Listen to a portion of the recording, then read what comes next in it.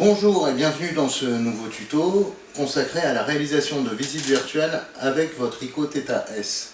Je m'appelle Gabriel Accoca, je suis photographe spécialisé en visites virtuelles interactives. Vous pouvez voir mon travail sur gabrielaccoca.fr. Nous allons commencer tout de suite par la réalisation d'une prise de vue dans une cuisine.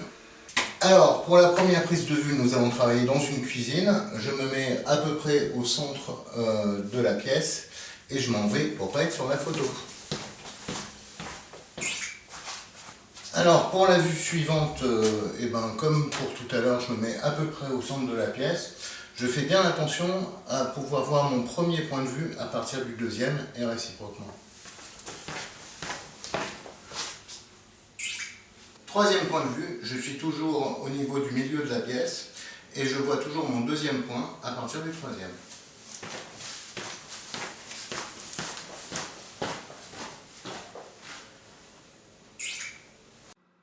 Donc on va monter la visite virtuelle à proprement parler. Donc je viens d'importer les trois images à partir du Ricoh. Je vais utiliser dans ce cas le logiciel Panotour Pro de chez Color. Mais on peut utiliser pas mal d'autres softs pour générer de la visite virtuelle. Donc j'importe mes trois vues. Je vais tout de suite les relier les unes aux autres au travers de hotspots. Donc je passe dans le panneau style.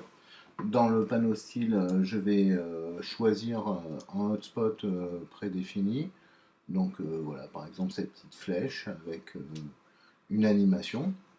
Je retourne dans le panneau visite, je vais choisir mon premier point de vue. Et sur ce premier point de vue, je vais aller placer un hotspot en direction du deuxième point de vue. D'ailleurs, le logiciel les a déjà liés l'une à l'autre. Sur la deuxième vue, je vais refaire un premier hotspot qui me ramène à la première vue et je vais faire un deuxième hotspot qui va m'amener à la troisième vue. Et dans la troisième vue, je vais faire un hotspot qui va me ramener à la deuxième vue. Je passe ensuite dans l'onglet Génération. Je vais faire un nouveau dossier qui va s'appeler Ricoh Theta. Je donne un nom à ma visite virtuelle et je génère les fichiers. Donc le logiciel va le faire directement pour moi. Voilà, il me dit bien qu'il y a 3 scènes, il y a 4 hotspots et 4 liens. Voilà. Donc à partir de là, je peux voir ma visite virtuelle. Donc je peux déjà bien sûr tourner en haut, en bas, à droite, à gauche, partout sur 360 degrés. Si je clique sur mon hotspot, j'arrive à ma deuxième vue. Là j'ai le choix entre retourner à ma première vue ou aller à ma troisième vue. Et à partir de la troisième vue, je peux revenir à ma deuxième vue. Donc la visite virtuelle est générée. Voilà ce que vous avez comme fichier. Donc un index.html parce que je l'ai appelé index qui est relié à des fichiers XML, des fichiers images, du Flash, du JavaScript qui va en fait être tout le script de votre visite.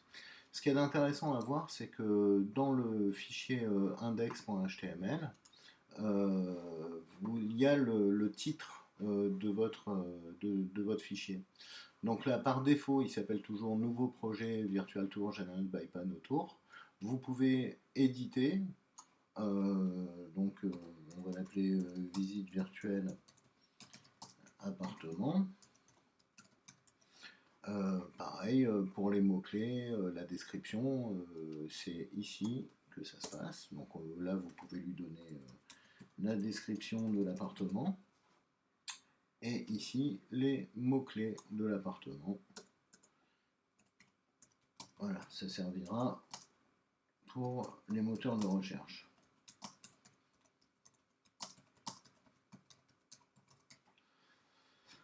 Ok, donc bien sûr, on enregistre ce fichier et on va le mettre en ligne à l'aide d'un logiciel FTP. Donc là, j'utilise FileZilla par défaut. Donc je vais aller faire un nouveau dossier que je vais appeler Rico Theta. Voilà. Et maintenant, je n'ai plus qu'à prendre mes fichiers et les mettre sur le serveur.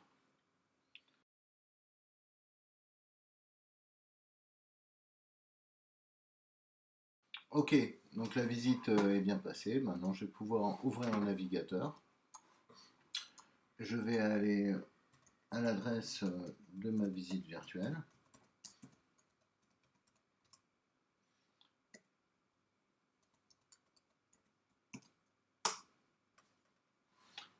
Et je suis en ligne.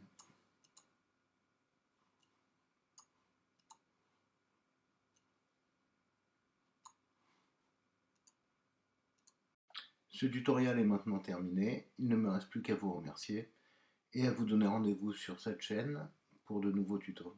À bientôt. Rico.